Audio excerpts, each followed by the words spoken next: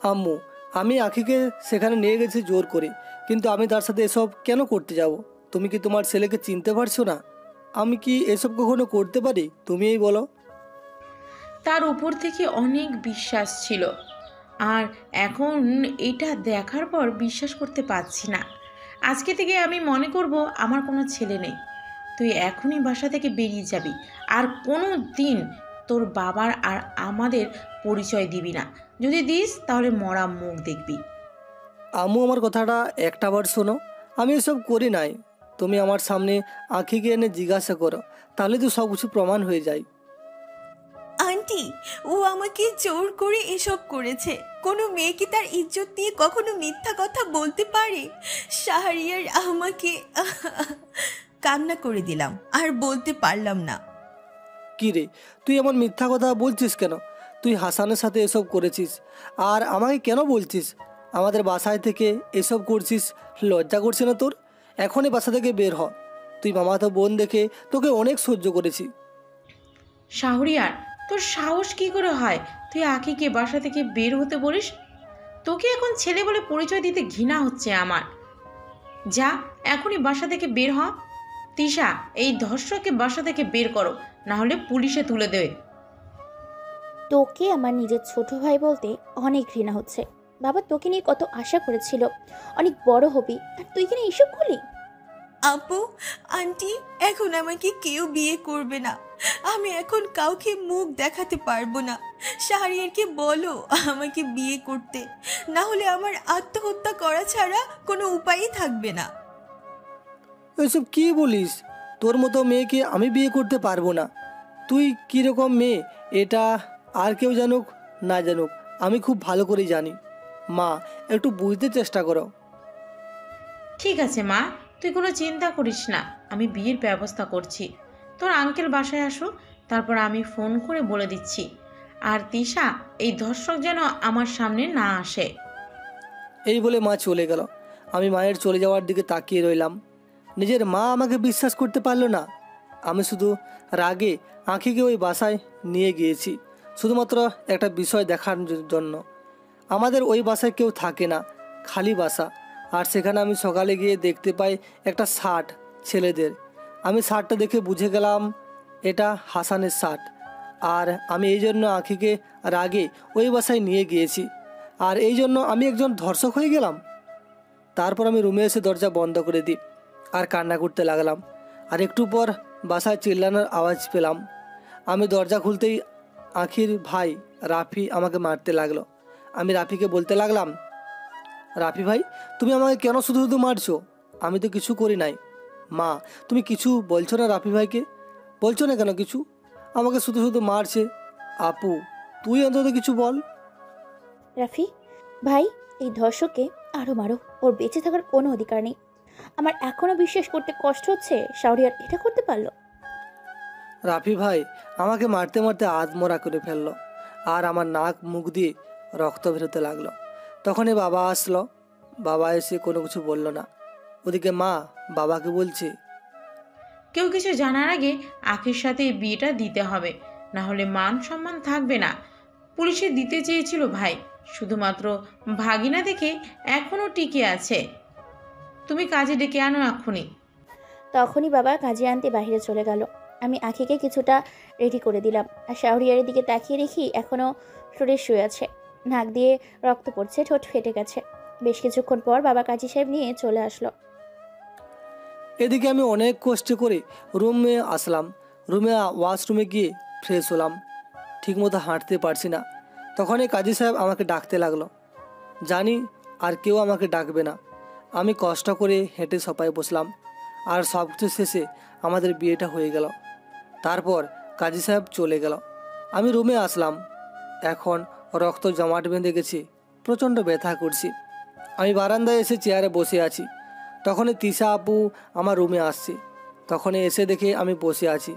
আমি আপুকে বললাম, আপুরে, আমার প্রচণ্ড ব্যথা করছে, ফার্মেসি থেকে ওষুধ এনে দিবি?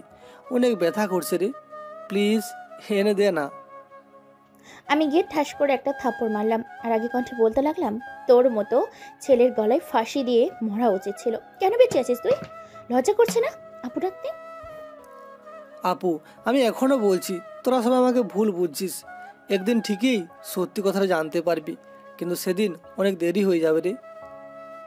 আমি আর একটা থাপ্পড় মারলাম আর এবার ঠোঁটে জমাট রক্ত ফেটে আরও রক্ত বেরোতে লাগলো। আমি তারপর চলে আসি। এদিকে আমি সেখানেই বসে আছি আর বাইরের দিকে তাকিয়ে আছি। ছেলেটা সত্যি কখনো চিৎকার দিয়ে কান্না করতে পারে না, কিন্তু ভেতরটা যদি কেউ বুঝতে পারত তাহলে কখনো কষ্ট দিত না। এভাবে সময়টা পার হলো। আমি রাতের বেলা রুমে আসলাম, খুব খিদে পেয়েছি, কিন্তু কেউ রাতের খাবার খেতে ডাকেনি আমাকে। আমি নিজে থেকে খাবার টেবিলে গেলাম, কষ্ট করে দেখি সবাই আমাকে রেখেই খাবার খাচ্ছে। আমি বসতেই আপু খাবার রেখে উঠে গেল আর মাকে উদ্দেশ্য করে বলতে লাগলো, মা, একজন ধর্ষকের সাথে বসে একই টেবিলে খাবার খাওয়া আমার পক্ষে সম্ভব না। তোমাদের মন চাইলে খাবার খেতে পারো, সমস্যা নেই। আপু তোর উঠতে হবে না, আমি নিজেই উঠে যাচ্ছি। তোরা সবাই আমাকে এতটা ঘৃণা করিস জানতাম না রে। আমি সত্যি এসব করিনি, সব কিছু মিথ্যা। আমি উঠে চলে আসলাম রুমে, তারপর বিছানায় শুয়ে পড়লাম। বিছানায় শুয়ে শুয়ে ভাবছি কি করে এসব হলো।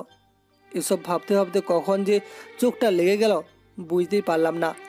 হঠাৎ করে কেউ আমাকে ধাক্কা দিয়ে বিছানা থেকে ফেলে দিল আর আমাকে বলতে লাগলো, কিরে, তুই বিছানায় শুয়ে আছিস? তোর সাহস তো কম না?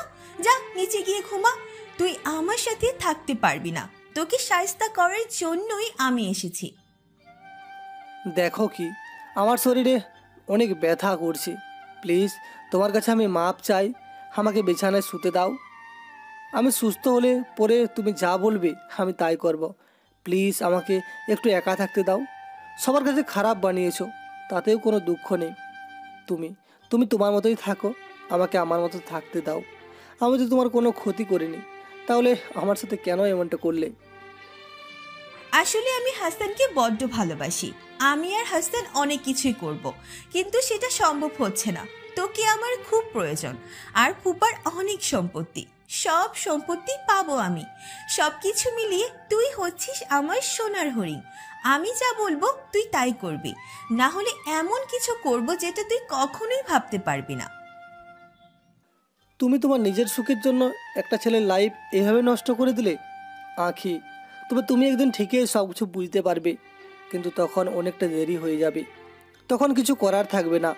আর তোমার সাথে আমি কখনো রাগও দেখাবো না, কারণ যেখানে সবাই আমাকে ভুল বুঝে আছে সেখানে তোমার সাথে তুই করে কথা বলা, তোমার সাথে রাগ দেখানো তার কোনো প্রয়োজনই আসে না।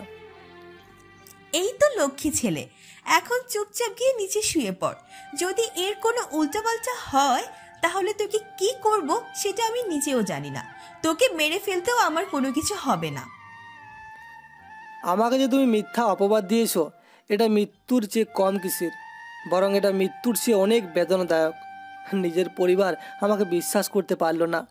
তোমার কি একটু লজ্জা হচ্ছে না তুমি যে আমাকে এসব করলে? আমি এই কথা শুনে এসে শাহরিয়ারকে জোরে থাপ্পড় মারলাম আর লাঠি দিয়ে নিচে ফেলে দিলাম। তারপর দেখতে পেলাম শাহরিয়ারের ঠোঁট থেকে অনেক রক্ত বের হচ্ছে। ওর প্রতি আমার কোনো ফিলিংস নেই, কেন যেন ওকে সহ্য হয় না আমার। তারপর আমি বিছানায় শুয়ে পড়লাম আর তখনই হাসান আমাকে কল দিল। আমি কলটা রিসিভ করলাম আর তখন হাসান ওপাশ থেকে আমাকে বলতে লাগলো, জানো, আমাদের প্ল্যানটা সফল হয়েছে। এখন থেকে তুমি তোমার মতো করে টাকা খরচ করতে পারবে। এই পুরো বাড়ির সম্পত্তির মালিক তুমি হতে পারবে, আর আমরা অনেক ভালো থাকবো।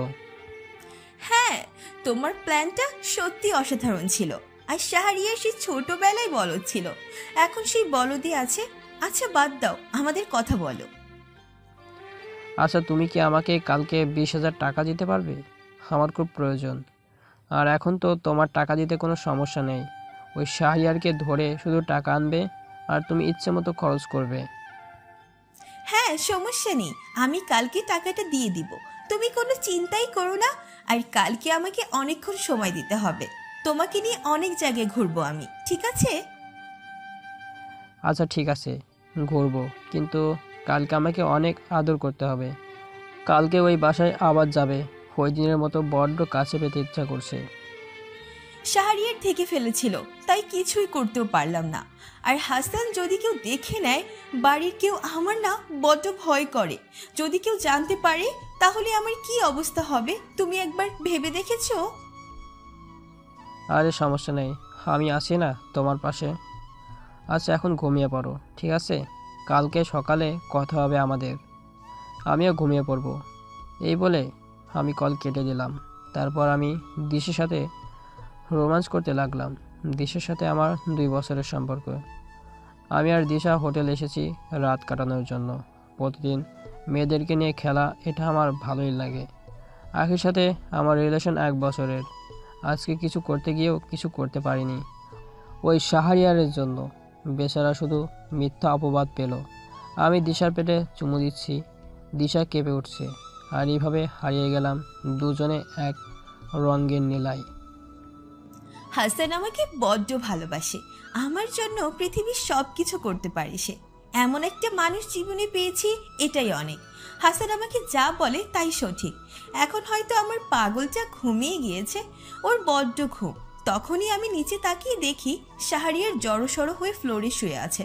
আমি দেখে বলতে লাগলাম, আজকে থেকে তুই সবসময় নিচে থাকবি। কোনো উল্টোপাল্টা করলে ভাইয়াকে কল দিয়ে আসতে বলবো। তোকে যদি মেরেও ফেলা হয় তবুও তোর মা বাবা কোনো কিছু বলবে না। তুই একটা নিকৃষ্ট হয়ে গিয়েছিস। এদিকে আমি আঁখিকে কিছু বললাম না। ব্যথার যন্ত্রণা সহ্য করতে করতে কখন যে ঘুমিয়ে গেলাম মনেই নেই। সকালবেলা ঘুমিয়ে আছি, হঠাৎ কে যেন আমার উপর 1 বালতি পানি ঢেলে দিল। আমি লাফ দিয়ে উঠলাম আর দেখি আঁখি বালতি হাতে নিয়ে দাঁড়িয়ে আছি। আমি উঠতে যাব কিন্তু উঠতে পারছি না। শরীরে এখনও প্রচণ্ড পরিমাণে ব্যথা। তবুও আমি কষ্ট করে বসে ওয়াশরুমে চলে আসলাম। আর ওয়াশরুমে এসে ফ্রেশ হয়ে রুমে আসলাম। খুব খিদে পেয়েছে, খিদের জন্য ঠিকমতো চলতে পারছি না। খাবার টেবিলে আমি আসলাম নাস্তা করার জন্য। এসে দেখি একটা রুটি পড়ে আছে, তার মানে সবাই আগেই খেয়ে নিয়েছে। আমি চেয়ারে বসে রুটি আর সবজি খেতে লাগলাম। তখনই তিশা আপু দেখে ফেলল আর দেখে মাকে শুনিয়ে শুনিয়ে বলতে লাগলো, মা দেখো দেখো, একটা দর্শক আমাদের টেবিলে খাবার খাচ্ছে। আসলে ওর কখনো শিক্ষাই হবে না, দেখেছ?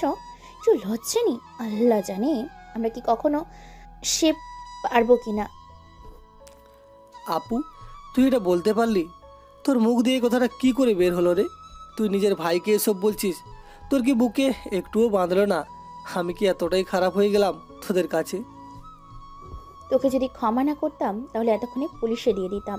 তোর ভাগ্য ভালো যে এখনো তোকে পুলিশে দিইনি। মামা আমাদের মুখের দিকে চেয়ে তোর নামে মামলা করেনি। আমি বাইরে চলে আসলাম। বাইরে এসে একটা ফার্মেসিতে গিয়ে ওষুধ নিলাম আর পকেটে হাত দিয়ে দেখি 500 টাকায় আছি।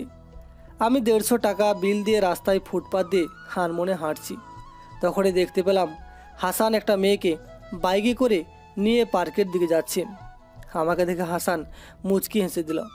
আমি মাথা নিচু করে নদীর পাড়ে যাচ্ছি। ওখানে হয়তো বসে থাকলে একটু ভালো লাগবে। আমি নদীর পাড়ে চলে আসলাম। নদীর পাড়ে এসে বসে আছি। দুপুর পর্যন্ত সেখানে বসে রইলাম। দুপুরবেলা বাসায় ফিরছি। তখন একটা কম্পিউটারের দোকানের সামনে সাইনবোর্ড দেখতে পেলাম।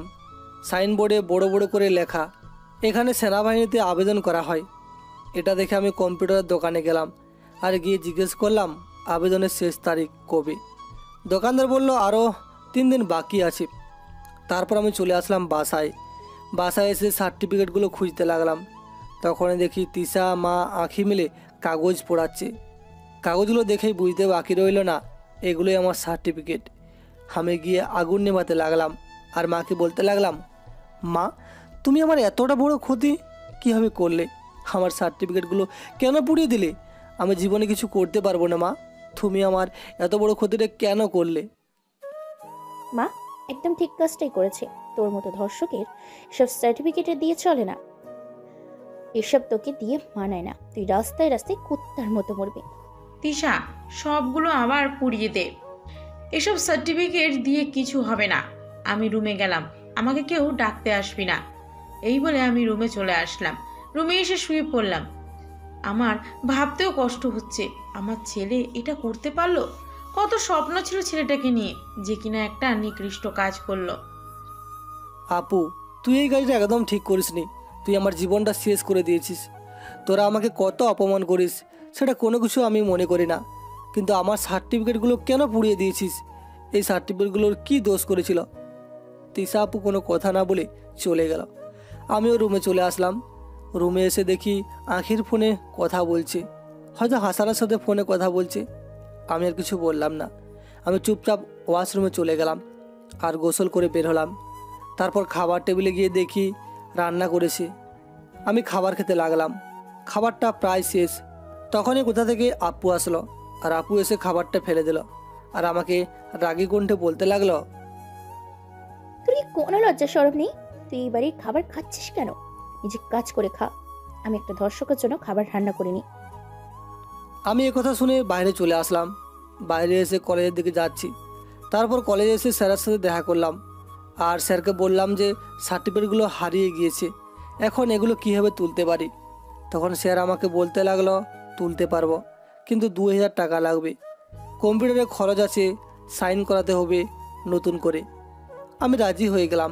আর তখন স্যারকে বললাম, স্যার আপনি আপনার টাকা দিয়ে এগুলো তুলে দিন, তারপর আমি আপনার কাছ থেকে টাকা দিয়ে এগুলো নিয়ে যাব, আমার এগুলো কালকের মধ্যে লাগবে। তারপর স্যারের সাথে আরও কিছু কথা বলে ফোনের দোকানে চলে আসলাম। আমি আমার হাতে ফোনটা বিক্রি করে দিলাম। 20,000 টাকার ফোন 5,000 টাকায় বিক্রি করলাম। দোকান চেনা জানা ছিল, তাই কোনো সমস্যা হলো না। বাসায় চলে আসলাম। বাসায় এসে দেখি এখনও ফোনে কথা বলছে। আমাকে দেখে আঁখি এপাশ থেকে বলতে লাগলো, হাসান, তুমি পার্কে এসে ওয়েট করো, আমি রেডি হয়ে 10 মিনিটের মধ্যে আসছি, আর টাকাটা নিয়ে আসছি। মাকে বলেছিলাম টাকা লাগবে, তাই দিয়েছে। এ কথা শুনে হাসান কিছুটা খুশি হলো। তারপর কল কেটে দিল। আমি রেডি হতে লাগলাম। রেডি হচ্ছি আর শাহরিয়ারের দিকে তাকিয়ে দেখি বারান্দায় বসে আছে। ইচ্ছে হলো একটা ঝাড়ি দিয়ে আসি। আমি ওর কাছে এসে অনেক জোরে একটা থাপ্পড় মারলাম। শাহরিয়ার আমার দিকে জিজ্ঞাসা দৃষ্টিতে তাকিয়ে আছে। আমি বলতে পারলাম, কিরে এখানে বসে আছিস কেন? আমার জন্য চা বানিয়ে নিয়ে আয়, আমি এখন বাইরে বের হব। এই কথা শুনে শাহরিয়ার উঠে রান্নাঘরে যেতে লাগলো। ঠিক মতো হাঁটতে পারছিল না। এদিকে আমি রেডি হতে লাগলাম। এদিকে আমি থাপ্পড় খেয়ে রান্নাঘরে চলে আসলাম। রান্নাঘরে এসে দেখি তিশা আপু রান্না করে। আমি গিয়ে চা বসালাম। আর তখন তিশা আপু আমাকে বলতে লাগলো, ইরে, তোর তো সাহস কম না? তুই আমার টাকায় চা বানিয়ে খাচ্ছিস? আমি তোকে আমার কোনো কিছুই দিব না। তোকে যে এখনো বাড়ি থেকে বের করে দিইনি, এটাই অনেক। ধর্ষকের বাচ্চা, ঠিক মতো ভাত পাস না, আবার চা খেতে আসছিস। তারপর আমি রুমে চলে আসলাম। রুমে এসে আঁখিকে বললাম তিশা আপুর কথা। আঁখি শুনে কিছু বলল না। আমি শুয়ে পড়লাম। আঁখি আমার সামনে দিয়ে চলে গেল হাসানের সাথে দেখা করতে। আমি আঁখিকে ভালোবাসি না, এটা ঠিক, কিন্তু আমার বউ অন্য কারোর সাথে দেখা করতে যাচ্ছে, এটা কেমন যেন বুকের ভেতর মোচড় দিয়ে উঠছে। এভাবে কখন যে ঘুমিয়ে গেলাম মনে নেই। যখন ঘুম ভাঙল তখন দেখি সন্ধ্যা হয়ে গেছে। আমি বের হয়ে দেখি আঁখি এখনও আসেনি। কাউকে জিজ্ঞাসা করতে পারছি না, যদি আবারও অপমান করে। তবুও মায়ের রুমে গেলাম। মাকে গিয়ে জিজ্ঞাসা করলাম, মা আঁখি দুপুরবেলা সেই যে বের হয়েছিল, কিন্তু এখনও বাসায় ফিরেনি, আর কোথায় গেছে তোমাকে কি বলে গেছে? আমি জানি না, আর তুই আমার সাথে কথা বলবি না। আর কোনোদিন যদি আমার সাথে কথা বলিস তাহলে আমার মরা মুখ দেখবি, কথাটা মনে রাখিস। এই কথা শুনে আমি চোখ মুছতে মুছতে বাইরে চলে আসলাম। বাইরে এসে দোকানে গিয়ে চা খাচ্ছি। তেমন কোনো বন্ধু বান্ধব নেই যে মন খুলে কথা বলতে পারবো। যেগুলো ছিল সেগুলো বিভিন্ন জায়গায় চলে গেছে। এমন সময় দেখতে পেলাম বাবা বাসার দিকে যাচ্ছে। আমার দিকে একবার চেয়ে আর তাকালো না। আমিও চা খেয়ে বাসায় ফিরছি। বাসায় ফিরে দেখি বাবা চেঁচামেচি করছে। বুঝতে পারলাম আমাকে বকা দিচ্ছে। আমি চলে আসলাম রুমে, এসে পড়তে বসলাম, কিন্তু বাবা মাকে বকা দিয়েই যাচ্ছে। আমি শুধু সহ্য করছি। জানি এখানে আমি কোনোদিন কথা বলছি না, আর বললেও কেউ বিশ্বাস করবে না, তাই কোনো কথা বলেও লাভ নেই। তারপর আমি আমার মতো করে পড়তে লাগলাম। বুঝতে পারলাম আঁখি হয়তো তাদের বাসায় চলে গেছে। একটা বার আমাকে জানানোরও প্রয়োজন মনে করলো না, আর আমাকে জানাবেই বা কেন? আমি তার কে? এভাবে সময়টা পার হলো। রাতের খাবার খেতে খাবার টেবিলে আসলাম। এসে দেখি সবাই খাচ্ছে। আমি চুপচাপ বসে পড়লাম, কিন্তু কেউ খাবার এগিয়ে দিচ্ছে না। আমি নিজেই খাবার নিলাম আর খাবার খাচ্ছি, কিন্তু আপু আবারও সে অপমান করতে লাগলো। খাবার খাওয়ার সাথে সাথে অপমানগুলো সহ্য করলাম, কিছুই করার নেই। খাবারটা শেষ করে রুমে চলে আসলাম। রুমে এসে শুয়ে পড়লাম। আর শরীর ক্লান্ত থাকায় কখন যে ঘুমিয়ে গেলাম মনে নেই। সকালবেলা এমনিতেই ঘুম ভেঙে গেল। ঘড়ির দিকে তাকিয়ে দেখি সকাল 10:30 বাজে। আজকে আমি এতক্ষণ ঘুমালাম। তারপর উঠে ফ্রেশ হয়ে নিলাম। খাবার টেবিলে গিয়ে দেখি কোনো কিছুই নেই। আমি আর কিছু বললাম না। আমি আমার মতো বাইরে চলে আসলাম। বাইরে এসে সোজা কলেজে চলে গেলাম। কলেজে এসে স্যারের সাথে কথা বললাম আর স্যারকে 2000 টাকা দিলাম। উনি টাকা নিতে চাইলো না প্রথমে, কিন্তু আমি জোর করে টাকাটা দিলাম। তারপর সার্টিফিকেটগুলো নিয়ে কম্পিউটারের দোকানে আসলাম। দোকানে এসে আবেদন করলাম। পরীক্ষার বাকি আরও 5 দিন। একটা হোটেল থেকে নাস্তা করে নিলাম। তারপর আমি বাসায় চলে আসলাম। বাসায় আসতে দুপুর হয়ে গেল। আমি এসে দেখি বাসায় মেহমান আসছে। জানি না মেহমানগুলো কেন আসছে। একটু পর বুঝতে পারলাম তিশা আপুকে হয়তো দেখতে আসছে। তিশা আপু আগে থেকে একটা ছেলেকে পছন্দ করত, এটা আমি জানি। আমি সবাইকে সালাম দিয়ে রুমে চলে আসলাম। আমি আসাতে হয়তো বাবা মা তিশা আপু কেউ খুশি হয়নি। আর একটু পরে আসলে হয়তো ভালো হতো। আমি রুমে এসে ফ্রেশ হয়ে নিলাম। তারপর বই নিয়ে বিছানায় বসে বসে পড়তে লাগলাম। এভাবে সময়টা পার হলো। কিছুক্ষণ পর ওরা চলে গেল। আমি খাবার টেবিলে আসলাম। আর তখন তিশা আপু আমাকে বলতে লাগলো, তোকে বাসায় এই সময় আসতে হলো, আর একটু পর আসতে পারলি না? তোর মুখ দেখাইছে পাপ। এখন তো ঠিক মতো খেতেই চলে আসছিস। এভাবে বেকার থেকে যে খাচ্ছিস লজ্জা করে না?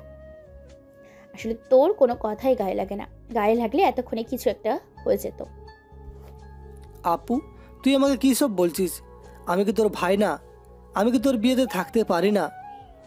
আর তোকে আজকে দেখতে আসছে, আমাকে অন্তত একবার বলতে পারতি। আমরা এখন তোকে আমাদের পরিবারের একজন মনে করি না। বাবা মা আমি তোকে ত্যায্য পুত্র করেছে। তবুও তো এখানেই আছি শুধুমাত্র আখির কারণে। আপু তোকে আমি এখন আর কিছু বলবো না। আমার একদিন সময় আসবে, সেদিন তোরা সবাই মিলে কান্না করবি আর পাগলের মতো আমাকে খুঁজবি, কিন্তু কোনো লাভ হবে না। এই বলে আমি খাবার খেতে লাগলাম। খাবারটা শেষ করে রুমে চলে আসলাম। রুমে এসে শুয়ে শুয়ে পড়তে লাগলাম। আর তখনই কেউ ঝড়ের গতিতে এসে আমার গালে একটা থাপ্পড় মারল। এটা আর কেউ না, এটা হচ্ছে আঁখি। আঁখি আমাকে এসে বলতে লাগলো, তোকে আমি বলেছিলাম তুই কখনো বিছানায় উঠবি না। তোর মতো ফকিরের বিছানায় ওঠা মানায় না। তুই সবসময় নিচে থাকবি। তোকে যে নিচে থাকতে দিয়েছি এটাই তো অনেক। আর পড়াশোনাও করছিস। পড়াশোনা করে কোনো লাভ নেই।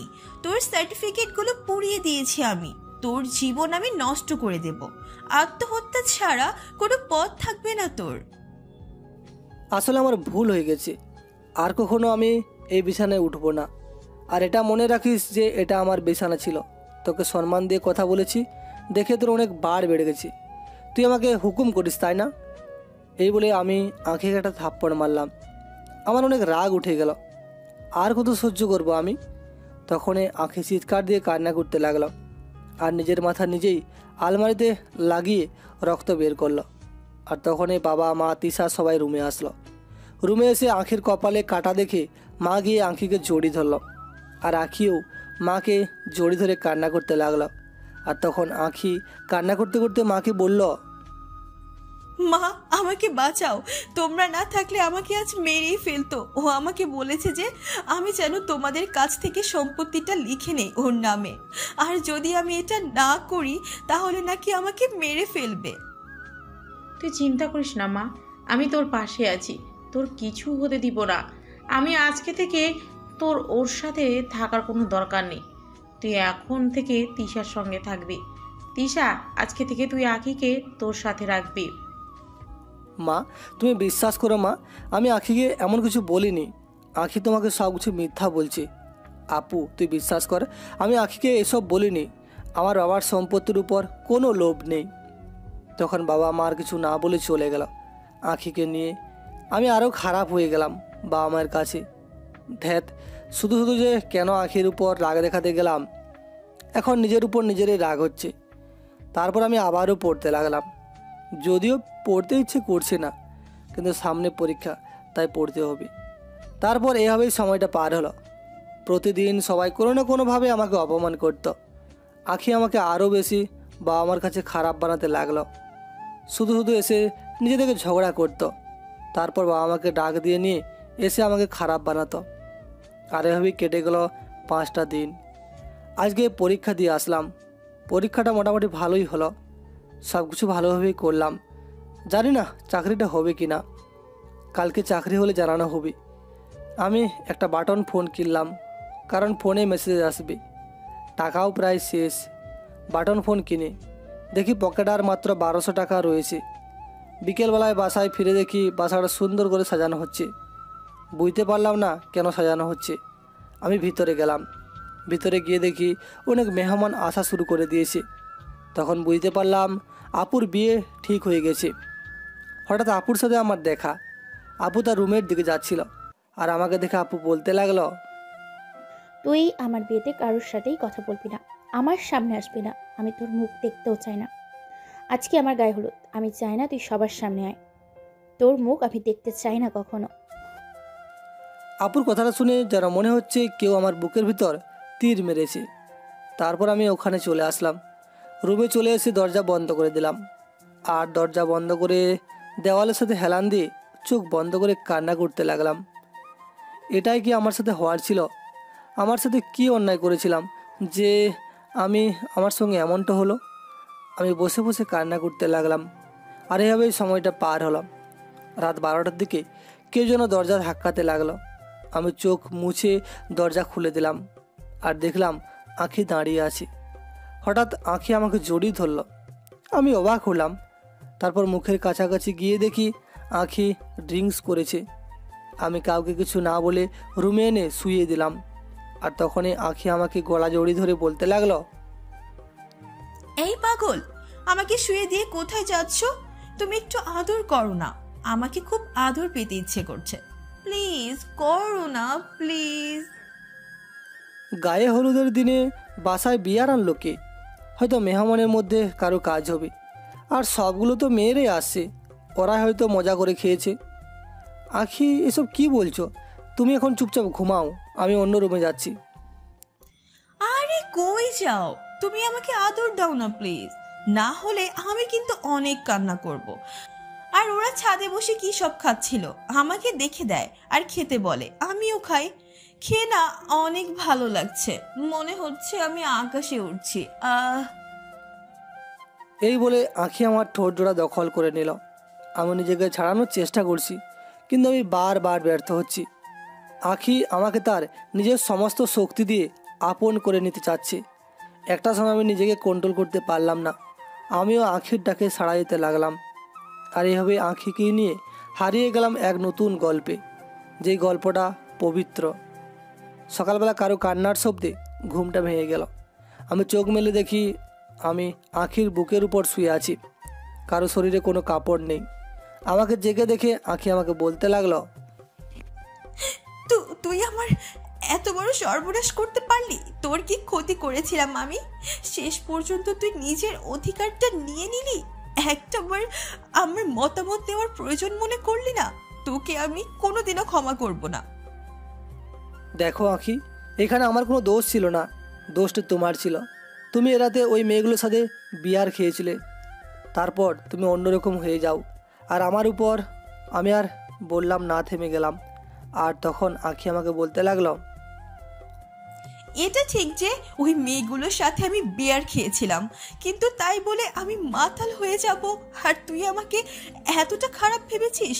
তুই আমাকে কেন নষ্ট করলি? এই বলে আমি শাহরিয়ারকে একটা থাপ্পড় মারলাম। আঁখি আমাকে থাপ্পড় মারলো।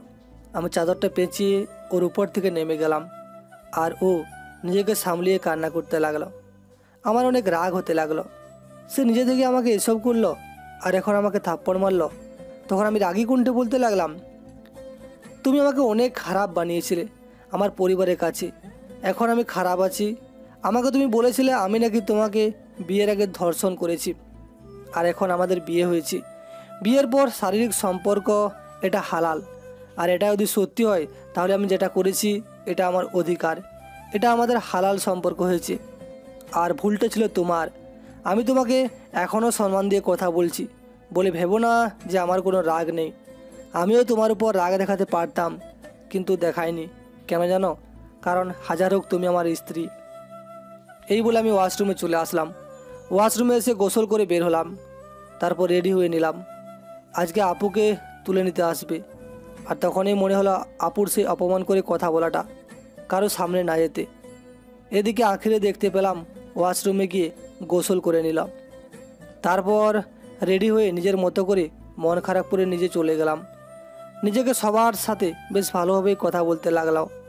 আমি বিছানায় শুয়ে শুয়ে আমি ভাবতে লাগলাম, আজ কতদিন আনন্দ করতাম আপুর বিয়েতে, বন্ধুবান্ধব নিয়ে কত আনন্দ ফুর্তি করতাম, আর এখন নিজের রুমে দরজা বন্ধ করে বসে থাকতে হচ্ছে। চাইলেও নিজের বোনটাকে দেখতে পাচ্ছি না, কারণ আমি একজন ধর্ষক। এত বড় মিথ্যা অপবাদ আমার উপর কখনো আসবে এটা আমি কখনোই কল্পনা করিনি। আত্মহত্যা যদি মহাপাপ না হতো তাহলে এই পৃথিবী থেকে অনেকে জিন্দা লাশ হয়ে বেঁচে থাকতে হতো। তখনই ফোনে একটা মেসেজ আসলো। আমি মেসেজটা ওপেন করে দেখি আমার চাকরিটা হয়ে গেছে। আমি ভীষণ খুশি। সন্ধ্যা 6টায় আমাদের এই জায়গায় থাকতে হবে। আমার কষ্টের দিন শেষ হয়েছে। আমি এখনও প্রতিটা অপমানের জবাব দিতে পারবো। নিজেকে এমন জায়গায় নিয়ে যাব যে সবাই আমাকে খুঁজে। আমি আখির জন্য একটা চিরকুট লিখলাম। আখি, তুমি যখন আমার এই চিরকুটটা পড়বে তখন আমি হয়তো এখানে আর থাকবো না। আমি তোমাকে বিয়ের আগে ভালোবাসতাম না, কিন্তু মনের ভিতরে একটা ফিলিংস কাজ করতো। আমি কখনো আশা করিনি তুমি আমার সাথে এরকমটা করবে। হাসান ছেলেটা ভালো না, ওর সাথে কোনো যোগাযোগ করবে না। আমার কথা বিশ্বাস না হলে আলমারিতে সমস্ত প্রমাণ রাখা আছে, সময় পেলে দেখে নিও। বিয়ের পর চেয়েছিলাম তোমাকে নিয়ে ভালো থাকতে। বাবা মা হয়তো আমাকে একদিন ক্ষমা করে দিবে, কিন্তু কখনো ভাবিনি যে তোমাকে খারাপ বানিয়ে আমি বাবা মার কাছে ভালো হব। কারণ এটা কতটা কষ্টের সেটা একমাত্র আমি জানি। আমি বুঝতে পেরেছি আমি কখনো তোমাকে কষ্ট দিতে চাইনি। তাই তো তুমি যখন আমার সাথে খারাপ ব্যবহার করতে তখন আমি সব মুখ বুজে সহ্য করতাম। যদিও তোমাকে ভালো না বাসতাম তাহলে কখনোই সব সহ্য করতে পারতাম না। ভালো থেকো, আর রাতে যা হয়েছে তার জন্য আমি মন থেকে ক্ষমা চাইছি। যদি পারো ক্ষমা করে দিও। তারপর আমি লুকিয়ে বাসা থেকে বের হলাম। সবাই বিয়ে নিয়ে ব্যস্ত আছে। রাস্তা দিয়ে হেঁটে যাচ্ছি, সন্ধ্যাও হয়ে আসছে। আমি ঠিকার মতো চলে আসলাম, আর দেখি এখানে আমার মতো অনেকে আছে। আমি তাদের সাথে কথা বলতে লাগলাম। সবাই আমারই বয়সী। এখন একটা স্যার আসলো, এসে বলল আমাদেরকে এখন ট্রেনিংয়ে পাঠানো হবে। আমাদেরকে এমন বাসে উঠতে বলল। আমরা যে যার মতো মেসেজ দেখি ওখান থেকে একটা ফাইল নিয়ে বাসে উঠে পড়লাম। তারপর একজন স্যার এসে সবার ফাইলগুলো চেক করতে লাগলো। আমাদেরকে এখন ট্রেনিংয়ে পাঠানো হবে, আর ট্রেনিংয়ে যে ভালো করে করতে পারবে তার জন্য আমি ভালো কিছু অপেক্ষা করছি। বর পক্ষরা তিশা আপুকে নিয়ে চলে গেল। সারাদিন কাজ করে ক্লান্ত হয়ে রুমে আসলাম। রুমে এসে দেখি কিছুটা ফাঁকা ফাঁকা লাগছে, আর ভালো করে খেয়াল করলাম শাহরিয়ারের কিছু জিনিসপত্র নেই। হঠাৎ আমার চোখে পড়লো টেবিলের দিকে একটা চিরকুট রাখা। আমি কৌতূহল বশত চিরকুটটা হাতে নিলাম আর চিরকুট পড়তে লাগলাম। কেন জানি আমার কোনো কথা বের হচ্ছে না। তারপর আমি আলমারি খুলে দেখতে লাগলাম। দেখলাম অনেকগুলো ছবি, হাসানের সাথে ভিন্ন ভিন্ন মেয়েদের ছবি। ছবিগুলো কিছুটা অশ্লীল। এটা দেখে বুঝতে বাকি রইল না হাসান কি চায় আমার থেকে। তার মানে আমি এতদিন হাসানের কথায় এসব করেছি। হাসান আমাকে ব্যবহার করতে চাচ্ছে। আমি কি শাহরিয়ারের সাথে অনেক খারাপ করে ফেলেছি? ও কি আমাকে কখনো ক্ষমা করবে? হয়তো করবে না। ওর বাবা মায়ের কাছে খারাপ বানিয়েছি না, আমার কোনো কিছু মাথায় আসছে না। কি করব আমি এখন? শাহরিয়ার কোথায় গেছে? এভাবে আমি বেশ কিছুদিন সময় গেছে। তিশা আপু তার হাজবেন্ডকে নিয়ে আমাদের বাসায় বেড়াতে আসলো। ওনার হাজবেন্ড শাহরিয়ারকে অনেক আগে থেকেই চিনত, তাই খাবার টেবিলে হঠাৎ করে জিজ্ঞাসা করলো শাহরিয়ারের কথা। তখন সবার মুখটা কেমন যেন কালো হয়ে যায়। তিশা আপু কথা এড়ানোর জন্য বলল, আসলে ও বেড়াতে গিয়েছিল তো, সেজন্য বিয়েতে থাকতে পারেনি। ওর বন্ধুদের সাথে কক্সবাজার গেছিল। অনেক বলেছিলাম, কিন্তু ও বললো আসতে পারবে না। তাই তখনও বলল, এটা কি কোনো কথা? বোনের বিয়েতে ভাই থাকবে না? আমাকে তুমি কি বোঝাতে চাচ্ছ? আমি শাহরিয়ারের সাথে দেখা করতে চাই। ও কোথায় আছে আমাকে বলো, আমি নিজে গিয়ে ওর সাথে দেখা করব। আমি ওকে খুব ভালো করে চিনি। ও খুব নীরব প্রকৃতির একটা ছেলে। আরে সত্যি বলছি, এখানে কেন মিথ্যে বলছি না। ও কক্সবাজারে গিয়েছে বন্ধুদের সাথে। আমি আর মা অনেক বলেছে কিন্তু আসেনি, তুমি বিশ্বাস করো। মা, তিশা যা বলছে তা কি ঠিক? আপনি অন্তত আমার কাছে বলুন কি হয়েছে। আপনি তো আমাকে অনেক আগে থেকেই চেনেন, তাহলে বলতে সমস্যা কি? আর আখি, তুমি তো আগে সালোয়ার কামিজ পরতে, এখন শাড়ি পরে আছো যে? না মানে এমনি মাঝে মাঝে শাড়ি পরতে ভালো লাগে। আর আপনি আসলেন না, আপনার সাথে কথা বলতে হবে না, সেই জন্যই আর কি শাড়ি পরলাম। তোমরা কি কোনো কিছু আমার কাছ থেকে লুকাচ্ছ? প্লিজ আমার কাছ থেকে লুকিও না। সত্য একদিন না একদিন বের হয়ে আসবে। ঠিক আছে, সবাই খাবার খাও। এভাবে দেখতে দেখতে বেশ অনেক দিন কেটে গেল। মাঝে মাঝে তিশাকে নিয়ে বাসায় ঘুরতে যাই। 3 মাস পর একদিন অফিসে বসে কাজ করছি, আর তখন আমার ফোনে একটা কল আসলো। আমি ফোনটা হাতে নিয়ে দেখি তিশা কল দিয়েছে। আর তখন তিশা আমাকে বলতে লাগলো, তুমি কোথায়? তাড়াতাড়ি বাসায় আসো, আমাদেরকে হাসপাতালে যেতে হবে। আকিকে নাকি হাসপাতালে ভর্তি করা হয়েছে, তুমি একটু তাড়াতাড়ি আসো। এই বলে আমি কল কেটে দিলাম আর রেডি হয়ে নিলাম। এদিকে আমার কোনো কিছু মাথায় ঢুকছে না। বিয়ে হওয়ার পর থেকেই আমাকে শাহরিয়ারের ব্যাপারে মিথ্যা কথা বলা যাচ্ছে। আজ পর্যন্ত শাহরিয়ারের কোনো দেখা পেলাম না। শাহরিয়ারের কথা বললেই কেন জানি এড়িয়ে যায়। তবুও আমি অফিস থেকে বের হলাম, বাসার উদ্দেশ্যে রওনা দিলাম। বাসায় এসে তিশাকে নিয়ে হাসপাতালের উদ্দেশ্যে যেতে লাগলাম। পথে কেউ কোনো কথা বলেনি। হাসপাতালে গিয়ে দেখি মা বাবা বাইরে বসে আছে। আমি জিজ্ঞাসা করলাম কি হয়েছে, কিন্তু মা কোনো কথা বলছে না। আমি ডাক্তারের কাছে এগিয়ে গেলাম, দেখি ডাক্তারও বের হচ্ছে। ডাক্তার আমাকে বলল আখি নাকি মা হতে চলেছে। এটা শুনে আমি ঘাবড়ে গেলাম। মা হতে যাচ্ছে মানে? আখির তো এখনো বিয়েই হয়নি, তাহলে মা কিভাবে হবে? আমি তিশার কাছে এসে জিজ্ঞাসা করলাম, ডাক্তার যা বলছে তা কি সত্যি? কিভাবে কি হলো আমাকে সব কিছু বলো। আজকে তোমাকে বলতেই হবে। তখন সে আমাকে বলতে লাগলো। আমি নেহালকে সবকিছু বলতে লাগলাম, আখির সাথে কি হয়েছে। সবকিছু শুনে নেহাল চেয়ারে বসে পড়লো আর আমাকে বলতে লাগলো, তিশা, আমি তোমাকে যতটা ভালো করে চিনি ঠিক এমনটাই আমি শাহরিয়ারকে চিনি। তোমার সাথে আমার পরিচয়টা হয়েছে পরে ভার্সিটিতে, কিন্তু শাহরিয়ারের সাথে আমার পরিচয়টা হয়েছিল কলেজে। ও ছিল আমার খুব কাছের একটা ছোট ভাই। ও কেমন ছেলে সেটা আমি খুব ভালো করে জানি। আমি যতটা জানি তুমি সেটা তার বোন হয়েও জানতে পারোনি। শাহরিয়ার আখিকে ইচ্ছার বিরুদ্ধে ধর্ষণ করেছে, এটা আমাকে বিশ্বাস করতে হবে? তুমি ভাবলে কি করে? হয়তো তুমি এখন বলবে যে শাহরিয়ার তোমার ভাই, আমি কেন এসব বলছি? এটা নিশ্চয় একটা কারণ আছে। আজকে তোমাদের একটা ঘটনা বলি। আমার চাচাতো বোন একদিন স্কুল থেকে বাসায় ফিরছিল। আমি বন্ধুর সাথে আড্ডা দিচ্ছিলাম, আর তখন শাহরিয়ার ওই পথে যাচ্ছিল, সাথে তার বন্ধুরাও ছিল। তার বন্ধুরা মেয়েটাকে ইপটেজিং করাতে শাহরিয়ার তখন তার বন্ধুদের মারতে লাগলো। আমি সেটা দূর থেকে তাকিয়ে তাকিয়ে দেখছি, আর দেখতে পেলাম শাহরিয়ার আমার বোনের ব্যাগটা রাস্তা থেকে তুলে হাতে দিল, তারপর চলে আসলো। এরকম আরও অনেক ঘটনা আমার জানা আছে। আমি জাস্ট তোমার কাছে একটা বলেছি, আমি এটা বিশ্বাস করি না। আখিকে ডাকো, আখি নিশ্চয় সব কিছু জানে। তোমরা যেহেতু আমার কাছে কিছু বলতে চাচ্ছ না, তার মানে এতদিন শাহরিয়ারের সাথে অনেক খারাপ ব্যবহার করেছো, তাই না? তুমি কেন বুঝতে পারছো না? শাহরি একজন ধর্ষক, তো তার সাথে আমরা ভালো ব্যবহার করব এটা তুমি কিভাবে চিন্তা করতে পারো? আর তোমার এসব নিয়ে মাথা ঘামানোর কোনো দরকার নেই। চলো বাসে চলো। আখির পেটে এই সন্তানটা শাহরিয়ার, এটা তো সত্যি। আখির পেটে সন্তানটা কার এটা আমি বুঝতে পেরেছি। ডাক্তারও তাই বলেছে ডিএনএ টেস্ট করে। কিন্তু আমার জানতে হবে শাহরিয়ার কি আখিকে সত্যি ধর্ষণ করেছিল, নাকি এর মধ্যে কোনো কাহিনী আছে। এটা আমি আজ না হয় কাল ঠিকই জানতে পারবো, কারণ সত্য কোনোদিনও চাপা থাকে না। এদিকে আমি ট্রেনিংয়ে আছি। দেখতে দেখতে পার হয়ে গেল 2টা বছর। এই 2টা বছর পরিবারের সাথে কোনো যোগাযোগ করিনি। যোগাযোগ করার প্রয়োজন মনে হয়নি। যারা আমাকে চায় না তাদেরকে আমি শুধু শুধু কেন বিরক্তি করব। এখন আমি সেনাবাহিনীর মেজর পদে আছি, পড়াশোনাও শেষ, নিজের শহরে ফিরছি। এই শহরে আসার কারণ অন্যটা, একটা অপারেশন আছে, সেই জন্য আগের মতো দেখতে আর এখন খ্যাত নেই, অনেকটা উন্নতি হয়েছে। আমি এসে অফিসে চলে আসলাম। অফিসে এসে বসে ফাইলগুলো দেখতে লাগলাম। হঠাৎ একটা লোকের ছবি দেখে আঁতকে উঠলাম, কারণ ছবিটা আর কারো নয়, ছবিটা হলো হাসানের সন্ত্রাসী। ওর নামে বিভিন্ন থানায় মামলা করা হয়েছে, কিন্তু পুলিশ তার কোনো ব্যবস্থা করতে পারছে না।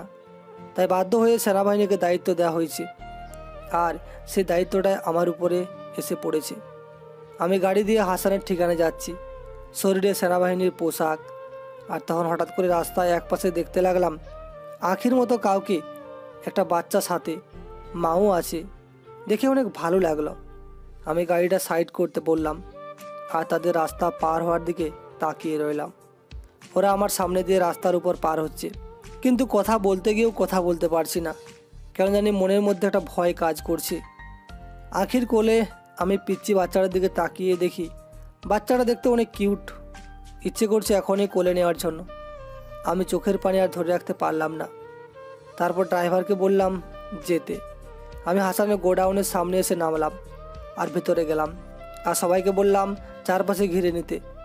আমি ভিতরে এসে দেখি অনেকজন মিলে ক্যারাম খেলছে। আমাকে দেখে সবাই ঘাবড়ে গেল। আরেকজন আমাকে মারতে আসলো, আমি ওদের সবাইকে মারতে লাগলাম। আর যখনই ভিতর থেকে কেউ বেরিয়ে আসলো, দেখি এটা আর কেউ নয়, এটা হাসান। হাসান আমাকে এসে বলতে লাগলো, কিরে, তুই এখন সেনাবাহিনীতে আছিস? বাবা, তোর এত উন্নতি হয়ে গেছে কিভাবে? আমি তো তোর লাইফটা হেল করে দিয়েছিলাম, তবুও তুই কিভাবে এতটা উন্নতি করলি? তোর কি মনে হয় সামান্য তোর কারণে আমি শেষ হয়ে যাব? তুই তো এখন আমার কাছে 2 টাকার মাস্তান। দেখ, ভাগ্যের কি নির্মম পরিহাস, তুই আমার সাথে এসব করলে, আর তোকে মারার জন্য আমাকে উপর থেকে অর্ডার দেওয়া হয়েছে।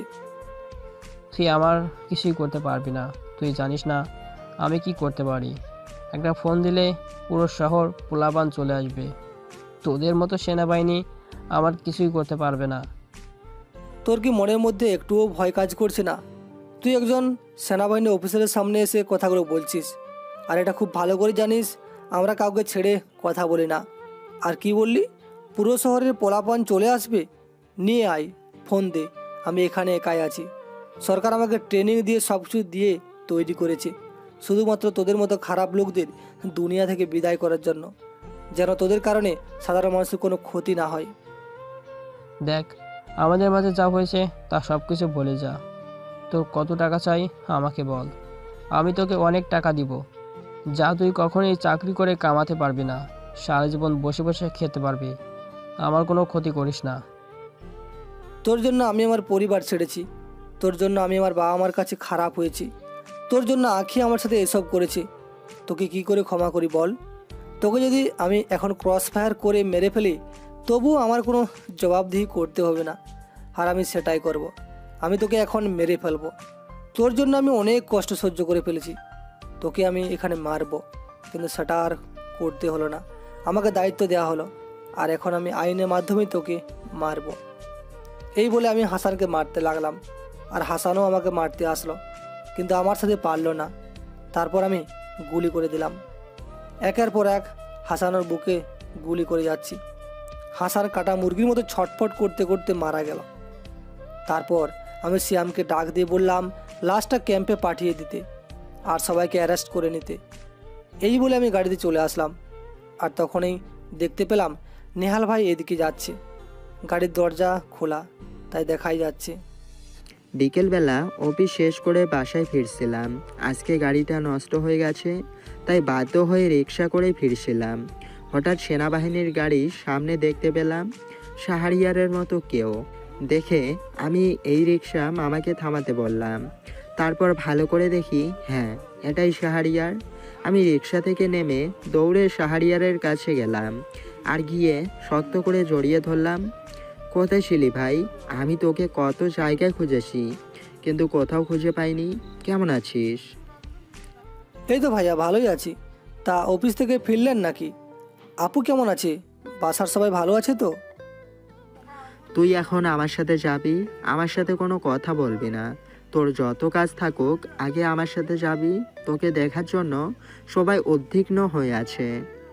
আরে ভাইয়া, আমি ক্যাম্পে যাব। ক্যাম্পে গিয়ে ড্রেস চেঞ্জ করতে হবে, তারপর আপনার সাথে যাই। আর আমি কিন্তু বাসায় যেতে পারবো না, আমার অনেক কাজ আছে। আমাকে আবারও আজকেই ফিরতে হবে। আমি কোনো কথা শুনবো না, আগে আমার সাথে চল, তারপর বাকি কথা বলা যাবে। তখন দেখতে পেলাম সেনাবাহিনীর একজন সৈনিক হাসানকে ধরে গাড়িতে তুলছে। আর আমি শাহরিয়ারকে বললাম, আজকে হাসানের জন্য তোকে অনেক কষ্ট করতে হয়েছে, তাই না? তবে যাই বলেন ভাইয়া, আমার সাথে যা হয়েছে সেটা আমার হয়তো পাওনা ছিল। ভাগ্য কি কখনো কেউ বদলাতে পারে? সবাই আমাকে ছাড়া ভালো আছে, এটাই অনেক। আমি আবার ফিরে যাব আমার জায়গায়। কিন্তু নেহাল ভাই আমার কথা শুনলো না, আমাকে নিয়ে জোর করে বাসায় যেতে লাগলো। আমিও বাধ্য হয়ে নেহাল ভাইয়ের সাথে যেতে লাগলাম আমাদের বাসায় আসলাম। আর রাস্তায় ফোন করে দিল আপুকে বাসায় আসার জন্য। আর কিছুক্ষণ পর দেখলাম বাসায় এসে দরজা খুলে দিল। আমি নেহাল ভাইয়ের পিছনে দাঁড়িয়ে আছি। আখি নেহাল ভাইকে দেখে বলল, আরে ভাইয়া, আপনি আসেন, ভিতরে আসেন। আপনার জন্য তো আমার মেয়ে পাগল। আপনি তো কথা দিয়ে কথাই রাখেন না। এই যে বলেছিলেন আসবেন, আজকে আসলেন। আচ্ছা আখি, তোমাকে যদি আমি এমন একটা গিফট দেই যে গিফটটা দেখে তুমি নিজেকে ধরে রাখতে পারবে না, আজকে সেই গিফট দেওয়ার জন্যই বাসায় আসলাম, না হলে কখনোই আসতাম না। আমি শাহরিয়ারকে পিছন থেকে নিয়ে এসে সামনে দাঁড় করালাম। এদিকে আমি মাথা নিচু করে আছি, গায়ে সেনাবাহিনীর পোশাক। আখি আমার দিকে এক দৃষ্টিতে তাকিয়ে আছি। আখি আগের চেয়ে অনেক রোগা হয়ে গেছে। কিছুক্ষণ তাকিয়ে দেখে আমাকে শক্ত করে জড়িয়ে ধরল আর কান্না করে দিল। আমি নিজেকে ছাড়িয়ে নিলাম। আর একটু দূরে দেখতে পেলাম একটা বাচ্চা ফ্লোরে বসে খেলা করছে। তখন নেহাল ভাই আমাকে বলল, এটা আর কেউ নয়, এটা হচ্ছে তোর নতুন মা, তোর সন্তান, যা কোলে নে। আমি এই কথা শুনে দৌড়ে গিয়ে কোলে নিলাম আর গালে চুমু দিতে লাগলাম। নিজের বুকে জড়িয়ে আদর করতে লাগলাম। আমার মনে হচ্ছে আমি আজকে পৃথিবীর সবচেয়ে সুখী মানুষ, আমার মেয়ে। আর তখন নেহাল ভাই বলতে লাগলো, চিন্তা করিস না, তোর মেয়ের এখনো কোনো নাম রাখা হয়নি। আখির সম্পূর্ণ বিশ্বাস ছিল তুই একদিন ফিরবি আর তুই নাম রাখবি, আর আজকে সেটা হলো। দেখেছো আখি, আল্লাহ তাআলা তোমার ইচ্ছা পূরণ করেছে। আর তুই জানিস না রে আখি, তোর জন্য প্রতি রাতে নামাজ আদায় করে কান্না করতো আর ক্ষমা চাইতো। আমি সব কিছুই জানি, আখি আমাকে সব কিছুই বলেছে। তখনই দেখলাম মা ঘুম থেকে বের হয়ে আসলো। মায়ের চোখের নিচে কালো দাগ পড়ে গেছে, চশমা পরে। এখন মা আমার কাছে এসে বলতে লাগলো, আমাকে ক্ষমা করে দে বাবা, আমি তোকে কখনো বুঝতে পারিনি। তোর সাথে কত অন্যায় করেছি, তোকে কত কষ্ট দিয়েছি, তুই সবগুলো মুখ বুঝে সহ্য করেছিস। মা এসব কি বলছো তুমি? তোমাদের কারোর উপর আমার কোনো অভিযোগ নেই। তোমরা সত্যিটা জানতে পেরেছো, তোমরা আমাকে ক্ষমা করতে পেরেছো, এটাই অনেক। তখনই তিশা আপু আসলো। তিশা এসে আমার পায়ে ধরতে লাগলো। আমি সরে গেলাম আর তিশা আপুকে ধরে তুললাম।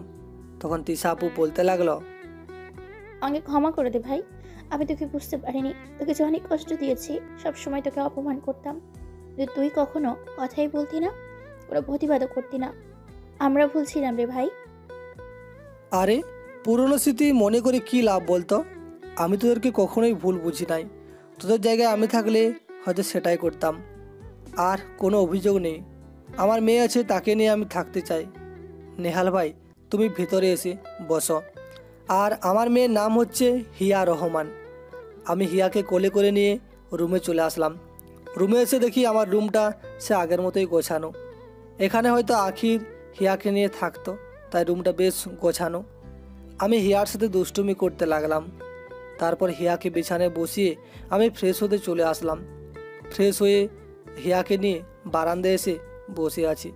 আর তখন আখি আমার কাছে এসে বলতে লাগলো, হিয়াকে খাবার খাওয়ানো লাগবে, তুমি আসো, খাবার খেয়ে নাও। আর দেখো আলমারিতে তোমার কাপড় চোপড় রাখা আছে, ড্রেস চেঞ্জ করে নাও। আমি কোনো কথা বললাম না, হিয়াকে আখির কোলে দিয়ে দিলাম। আর তখন আখির চোখের দিকে তাকিয়ে দেখি সে নীরবে কান্না করছে। আমি আলমারি থেকে টি শার্ট আর প্যান্ট নিয়ে ওয়াশরুমে চলে আসলাম। তারপর চেঞ্জ করে রুমে আসলাম। রুমে এসে দেখি আঁখি হিয়াকে খাইয়ে দিচ্ছে। হিয়া আমার দিকে তাকিয়ে আছে। আমি গিয়ে কোলে তুলে নিলাম আর দুষ্টুমি করতে লাগলাম। এভাবেই সময়টা পার হলো। আঁখি হিয়াকে আমার কাছে দিয়ে চলে গেল। আমি হিয়াকে নিয়ে বারান্দায় বসে রইলাম। তখন আমার ফোনে কল আসলো। আমি ফোনটা হাতে নিয়ে দেখি স্যার কল দিয়েছি। আমি স্যারের সাথে বেশ কিছুক্ষণ কথা বললাম। তারপর দেখি সন্ধ্যা হয়ে গেছে। আমি রুমে এসে শুয়ে পড়লাম। হিয়াকে আমার বুকে শুয়ে ঘুম পাড়িয়ে দিলাম। আর এইভাবে আমিও যে কখন ঘুমিয়ে গেলাম মনেই নেই। হঠাৎ আমার ঘুম ভাঙলো কারোর ডাকে। আমি চোখ মেলে দেখতে পেলাম আঁখি দাঁড়িয়ে আছে। আর তখন আঁখি আমাকে বলতে লাগলো, কি ব্যাপার, ঘুমিয়ে পড়লে যে? রাতে খাবার খাবে না? উঠো, খাবার খেয়ে নাও। তোমার জন্য সবাই অপেক্ষা করছে। বাবাও আসছে তোমার সাথে কথা বলার জন্য, সে কখন থেকে অপেক্ষা করছে। আমি খাবো না, আমার খিদে নেই। আর যখন আমার প্রয়োজন হবে তখন আমি বাইরে থেকে খেয়ে আসবো বা অনলাইনে খাবার অর্ডার দিব, আপনাকে বলতে হবে না। তুমি আমার সাথে এভাবে কথা বলছো কেন? আগে তো তুমি করে কথা বলতে, এখন তুমি থেকে আপনি হয়ে গেলাম। সত্যি কি আমাকে ভালোবাসো না? না, আমি আপনাকে ভালোবাসি না, আমি শুধুমাত্র আপনাকে ঘৃণা করি। শুনেছেন? আপনি এখন আমার চোখের সামনে থেকে চলে যান। বেশি কথা বলে আমি পছন্দ করি না। তাছাড়া মেয়ে ঘুমিয়ে আছে। তখন আঁখি নীরবে কান্না করতে লাগলো। আমি আঁখির দিকে তাকিয়ে আছি। আমার ভিতরেও কষ্ট হচ্ছে, কিন্তু আঁখিকে এত তাড়াতাড়ি মেনে নিলে হবে না। হয়তো সে আমার জন্য অনেক কষ্ট করেছে, আরও কিছুদিন কষ্ট দিব। তারপর আমি হিয়াকে পাশে শুয়ে দিয়ে উঠলাম আর উঠে খাবার টেবিলে আসলাম। এসে দেখি বাবা বসে আছে। আমাকে দেখেই দাঁড়িয়ে গেল আর আমিও বাবার সাথে কথা বলতে লাগলাম। আর এভাবে কথা বলে আমি রুমে চলে আসলাম। বাবা, মা, তিশা সবাই খাবার খাওয়ার জন্য অনেক দেখেছে, কিন্তু আমি কোনো কথা না বলে রুমে চলে আসি। রুমে এসে বিছানায় শুয়ে পড়লাম আর মেয়েকে জড়িয়ে ধরলাম। একটু পর আঁখি আসলো। আঁখি আমার কাছে এসে বলতে লাগলো, তুমি হিয়াকে নিয়ে এখানে শুয়ে পড়ো, আমি সোফায় গিয়ে শুয়ে পড়ছি। আর প্লিজ খাবারটা খেয়ে নাও। আমি জানি তোমার অনেক খিদে পেয়েছে, এখনো তো কিছু খাওনি। আমি কি করব সেটা আমার ব্যাপার, আপনাকে আমার বলতে হবে নাকি? আমি আমার নিজেরটা খুব ভালো করে বুঝতে পারি। আপনি কোথায় থাকবেন আর না থাকবেন এটা আমার কাছে বলার কিছু নেই। আমি ওর কথাটা শুনে কান্নায় ভেঙে পড়লাম। কেমন যেন ভেতরটা ফেটে যাচ্ছে। আসলে প্রিয় মানুষের কাছ থেকে এরকম কথা শোনা কতটা যে কষ্টের সেটা আমি এখন উপলব্ধি করতে পারছি। আমিও তো এর চেয়ে বেশি শাহরিয়ারকে কষ্ট দিয়েছি। শাহরিয়ার তো কখনো আমাকে কিছু বলেনি। আমি বালিশ নিয়ে নিচে শুয়ে পড়লাম। নিচে শুয়ে কান্না করছি। আর একটা বিষয় দেখে খুব ভালো লাগছে যে শাহরিয়ার মেয়েটাকে তো অনেক আপন করে নিয়েছে। আমি জানি একদিন আমাকেও মেনে নেবে। আমি এসব ভাবতে ভাবতে কখন যে ঘুমিয়ে গেলাম মনে নেই। মাঝরাতে ঘুমটা ভেঙে গেল। আমি উঠে অজু করে তাহাজ্জুদের নামাজ আদায় করে নিলাম। তারপর শাহরিয়ারের পা জড়িয়ে ধরে ওর পায়ের কাছে মাথা দিয়ে শুয়ে পড়লাম। কতটা কষ্ট দিয়েছি আমি মানুষটাকে। আমি জানি শাহরিয়ার আমাকে অনেক ভালোবাসে, কিন্তু কখনো সে বলবে না। এদিকে আমি ঘুমিয়ে আছি আর মাঝরাতে হঠাৎ ঘুমটা ভেঙে গেল। ঘুম ভাঙতে দেখি কেউ কান্না করছে। ফোঁটা ফোঁটা জল আমার পায়ে এসে পড়ছে। আমার পাগুলো জড়িয়ে ধরে আছে। আমি বুঝতে পারলাম এটা আর কেউ নয়, এটা হচ্ছে আঁখি। আমি কিছু বললাম না। হিয়াকে নিয়ে আবারও জড়িয়ে ধরে ঘুমিয়ে গেলাম।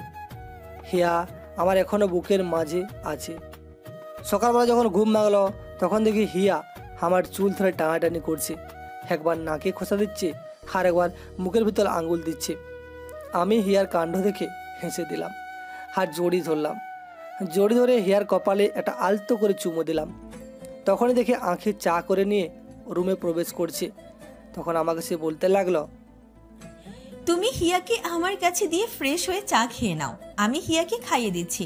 আর নিহাল ভাইয়া তোমার জন্য বসে আছে। আমি ফ্রেশ হতে চলে আসলাম।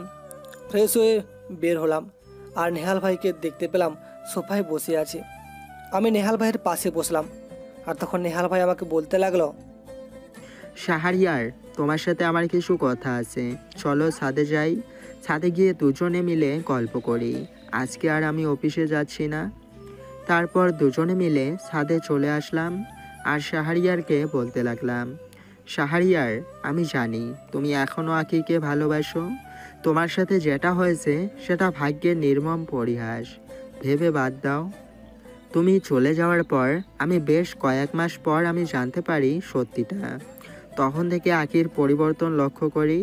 আখি তোমার জন্য সব সময় কান্না করত, কেমন যেন মুখে হাসিটা ছিল না। আমার কথা বিশ্বাস না হলে তুমি তোমার বোনকে জিজ্ঞাসা করতে পারো, ও খুব কাছ থেকে আখিকে দেখেছে। যাই হয়েছে সব কিছু ভুলে আবার আপন করে নাও। জি ভাইয়া, দোয়া করবেন আমাদের জন্য। আর আমাকে এই শহরে ট্রান্সফার করা হয়েছে।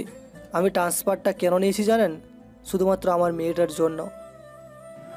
আচ্ছা, এসব কথা বাদ দাও। তা তুমি আমার আগে বাবা হয়ে গেলে? চিন্তা করো না, আমিও খুব তাড়াতাড়ি বাবা হয়ে যাব। এই তো আর কয়েক মাস বাকি। তাই নাকি? তাই এই সুসংবাদটা আগে আমাকে দিবেন না? জানি না ভাই, আমি হাসানকে নিজের হাতে শাস্তি দিতে পেরে অনেক ভালো লাগছে।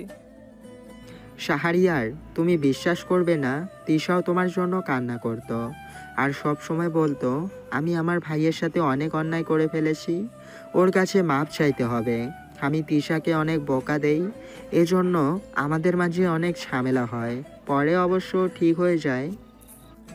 তারপর ছাদে আমি আর নেহাল ভাই অনেকক্ষণ আড্ডা দিলাম। একটু পর আঁখি আমাদের খাবার খেতে ডাকলো। নেহাল ভাই আমাকে জোর করে আমাকে খাবার টেবিলে নিয়ে গেল। তারপর বাধ্য হয়ে খেয়ে নিলাম চুপচাপ। টুকটাক নেহাল ভাইয়ের সাথে কথা বলছি আর খাবার খাচ্ছি।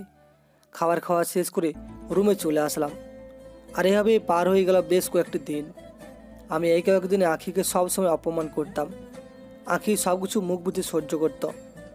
একদিন আমি অফিস থেকে ফিরলাম বেশি রাত করে বাসায় ফিরে দেখি হিয়া ঘুমিয়ে গিয়েছে। আর তখন আঁখি আমাকে বলতে লাগলো, তুমি ফ্রেশ হয়ে আসো, আমি তোমার জন্য খাবার দিচ্ছি। খাবার টেবিলে যেতে হবে না, আমি খাবার এখানে আনছি। প্লিজ এবার না খেয়ে থেকো না। আমি রাগে আঁখিকে ধাক্কা মারলাম দেয়ালে। আঁখি তাল সামলাতে না পেরে দেওয়ালে ধাক্কা খেলো আর কপাল থেকে রক্ত বেরোতে লাগলো। তবুও আঁখি কোনো কিছু বলল না। আমি ফ্রেশ হতে চলে গেলাম। তারপর বের হয়ে এসে দেখি আঁখি এভাবেই কাজ করছে, কপাল থেকে রক্ত বের হচ্ছে। আমি আলমারি থেকে ব্যান্ডেজ আর তুলা নিয়ে ওর কাছে গেলাম, গিয়ে ব্যান্ডেজ করে দিলাম। তারপর এভাবেই শুয়ে পড়লাম। আর তখন আঁখি আমার পা জড়িয়ে কান্না করতে করতে বলতে লাগলো, আমাকে ক্ষমা করে দাও, নিজেকে আর কত কষ্ট দিবে? তোমার যে কষ্ট যে আমি পাচ্ছি, আর কত না খেয়ে থাকবে। আমাকে মারো কাটো যাই করো, তবু নিজেকে কষ্ট দিও না। বড্ড ভালোবাসি যে আমি আর থাকতে পারছি না। দেখ, আমাকে শুধু শুধু তুই বিরক্ত করবি না। তোর মতো তুই থাক, আমাকে আমার মতো থাকতে দে। আমি কি তোর সাথে কোনো কথা বলি? তুই নিজে থেকে আমার সাথে কথা বলিস। আমি এভাবেই ভালো আছি, অনেক সুখে আছি। আর কিছুদিন পর আমি আমার মেয়েকে নিয়ে ক্যাম্পে চলে যাব, সেখানেই থাকবো। তোমার পায়ে পড়ি, তবু এই কাজটা করো না। আমি কখনো তোমাকে কোনো কিছুতে জোর করব না, তবু আমার চোখের সামনে থেকে যেও না। আমি তোমাকে ছাড়া বাঁচতে পারবো না। আমি লাথি দিয়ে আঁখিকে ফেলে দিলাম। তারপর হিয়াকে জড়িয়ে শুয়ে পড়লাম। আর হিয়াকে নিয়ে কখন যে ঘুমিয়ে গেলাম মনেই নেই। হঠাৎ করে কারো চিৎকারে ঘুমটা ভেঙে গেল। আমি দেখতে পেলাম আঁখি ছুরি দিয়ে হাতটা কেটে ফেলেছে। আমি তাড়াতাড়ি করে উঠে ওর হাত ধরলাম আর আলমারি থেকে ব্যান্ডেজ ওষুধ বের করে লাগিয়ে দিলাম। তারপর আঁখির গালে একটা থাপ্পড় দিলাম। আর তখন আঁখি আমাকে বলতে লাগলো, মারো আমাকে, আরো মারো, তবু আমি কোনো কিছু বলবো না। কিন্তু আমার অধিকারটা কেন দিচ্ছ না? আমি যে ভিতরে ভিতরে অনেক কষ্ট পাচ্ছি, সেটা কি তুমি বুঝতে পারছো না? তোমার পায়ের নিচে থাকতে ভালো লাগে, কথা দিচ্ছি আর কখনো তোমাকে কষ্ট পেতে দিব না। সারাটা জীবন তোমাকে ভালোবাসবো, একটা সুযোগ দাও আমাকে। আমি আঁখিকে শক্ত করে জড়িয়ে ধরলাম আর আঁখিও আমাকে শক্ত করে জড়িয়ে ধরল। আঁখি আমার বুকে এসে কান্না করতে লাগলো। আঁখি কান্না করতে করতে চোখ লাল করে ফেলেছে। আমি আঁখিকে কোলে করে নিয়ে বিছানায় শুয়ে দিলাম আর আঁখি আমাকে তার উপর শক্ত করে জড়িয়ে ধরে আছে। আর তখন আঁখি কোনো কিছু কথা না বলে আমার ঠোঁট জোড়া দখল করে নিল। প্রায় 10 মিনিট পর ছেড়ে দিল। আমি হাঁপাচ্ছি। আর তখন আঁখি আমার চুল ধরে তার ঘাড়ে আমার মুখ নিয়ে গেল আর আমাকে বলতে লাগলো, অনেক ভালোবাসি তোমাকে, নিজের চেয়েও বেশি ভালোবাসি। আমাকে কখনো ছেড়ে যেও না, তাহলে হয়তো আমি বেঁচে থাকতে পারবো না। আত্মহত্যা ছাড়া আমার কোনো পথ থাকবে না। আর কখনো তোমাকে কষ্ট দিতে দেব না। সব সময় তোমাকে আমার বুকের মাঝে আগলে রাখবো। আমিও ভীষণ ভালোবাসি তোমাকে। আমাকে এতদিন কষ্ট দিয়েছেন, তাই আপনাকে এখন আমি যা বলবো তাই করতে হবে। আজকে আমাকে জড়িয়ে ধরে ঘুমাতে হবে। নিজের মেয়েকে পেয়ে আমাকে ভুলে গেছো, তাই না? তাই আমি তো আরও ভেবেছিলাম আজকে রাতে মনের মতো করে আদর করব, কিন্তু সেটা তো তুমি হতে দিবে না। তাই আর কি করা যায়, চুপচাপ ঘুমানোই লাগবে। আমাকে চাইলেও আদর করা যাবে না, সমস্যা আছে। কালকে আদর করতে পারবেন। আর হিয়ার জন্য আরেকটা ভাই আনতে হবে, বুঝলেন? এই বলে আমি ওর বুকে মুখ লুকালাম। বাহ, আমার বউটা দেখি অনেক লজ্জা পায়। তা ম্যাম সাহেব, আস্তে কথা বলেন, হিয়া উঠে যাবে। আর বুকে থাকতে পারবেন না, পাশে ঘুমানো লাগবে হিয়া উঠে গেলে। প্রতিদিন তো হিয়া থাকে, আজকে না হয় আমি থাকলাম। এখানে থাকতে যে এত শান্তি আগে বুঝতে পারিনি। এখন কোনো কথা হবে না, ঘুমাও। আমি আঁখির ঠোঁটটা দখল করে নিলাম, আর আঁখিও আমাকে রেসপন্স দিতে লাগলো। কিছুক্ষণ পর ছেড়ে দিলাম, আর দুজনে জড়ি ধরে ঘুমিয়ে গেলাম। সকালবেলা ঘুম ভাগলো মেয়ের দুষ্টুমির কারণে। আমি উঠে মেয়ের সাথে দুষ্টুমি করতে লাগলাম, আর তখন আঁখি রুমে আসলো, হাতে চায়ের কাপ। আজকে আঁখিকে অন্যরকম লাগছে। আমি জিজ্ঞেস করলাম, কী ব্যাপার, আজকে তোমাকে অন্যরকম লাগছে? ব্যাপার কি, কোনো কিছু হয়েছে নাকি তোমার? এখন আর আদর করতে কোনো সমস্যা নাই, তাই একটু খুশি খুশি লাগছে। এখন ওঠো, রেডি হয়ে নাও, তোমার তো অফিস আছে। আমি আঁখিকে টান দিয়ে আমার বুকে নিয়ে আসলাম, আর দুষ্টুমি করতে লাগলাম। আর তখন হিয়া কান্না করতে লাগলো, তাই বাধ্য হয়ে ছেড়ে দিলাম। আর তখন আঁখি বলতে লাগলো, এই তোমার কি লজ্জা শরম নাই নাকি? মেয়ের সামনে এসব কি করছো শুনি? আমি রান্না করতে গেলাম, দাও মেয়েকে আমি মার কাছে রেখে আসি, ওখানে বসে খেলা করুক। আমি ফ্রেশ হতে চলে আসলাম, আর ফ্রেশ হয়ে রেডি হয়ে নিলাম। তারপর খাবার খেয়ে মেয়ের কপালে চুমু দিয়ে অফিসে চলে আসলাম। সারাদিন এভাবেই পার হলো। রাত 10টা 20, এখন বাসায় ফিরছি। মেয়ের জন্য অনেক কিছু নিয়েছি। বাসায় ফিরে দেখি মেয়ে ঘুমিয়ে গিয়েছে। আমি ডাক দিলাম, তখন আঁখি বলল, আরে আরে কি করছো? হিয়া তোমার জন্য অপেক্ষা করে মাত্র ঘুমিয়েছে, এখন রেখে দাও। মাঝরাতে উঠে ঠিকই কান্না শুরু করবে, তখন মেয়েকে দিও। এখন ফ্রেশ হয়ে আসো, আমি খাবার দিচ্ছি। আমি ফ্রেশ হয়ে আসলাম, আর আঁখি আমাকে খাইয়ে দিতে লাগলো। তারপর দুজনে খাওয়া দাওয়া শেষ করে আমি সপায় শুয়ে পড়লাম। আঁখি আমার বুকে আসলো, আর আমার কানে কানে বলতে লাগলো, কোনো শব্দ করবে না, বুঝতে পারছো? তোমার মেয়ে কিন্তু একটু শব্দ হলেই জেগে যায়। এই দিনটার জন্য আমি অনেক দিন ধরেই অপেক্ষা করছি। আমি আঁখির ঠোঁট জোড়া দখল করে নিলাম, আর এইভাবেই দুজনে হারিয়ে গেলাম এক নতুন রাজ্যে। আর এইভাবেই না হয় চলতে থাকুক আমাদের মিষ্টি ভালোবাসার গল্পগুলো। আর হ্যাঁ বন্ধুরা, আজ এই পর্যন্তই। দেখা হবে পরবর্তী কোনো নতুন গল্পতে। সেই পর্যন্ত সবাই ভালো থাকবেন, সুস্থ থাকবেন। ধন্যবাদ সবাইকে।